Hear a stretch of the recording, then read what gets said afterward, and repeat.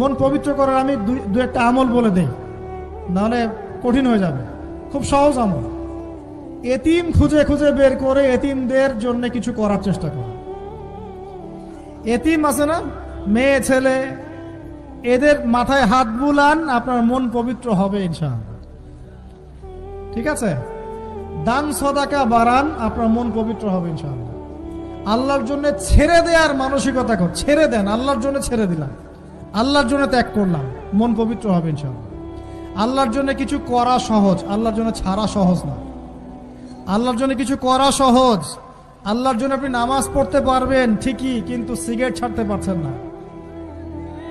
আল্লাহর জন্য ছাড়া কঠিন, এই ছাড়ার কঠিন কাজটা করে দেখাতে হবে, মন পবিত্র হয়ে যাবে ইনশাআল্লাহ।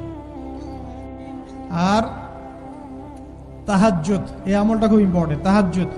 তাহাজ্জুদের যাদের অভ্যাস আছে, এই সময়টা নীরবে নিভৃতে আল্লাহর সাথে কথাবার্তা বলবেন, মন পবিত্র হবে ইনশাআল্লাহ।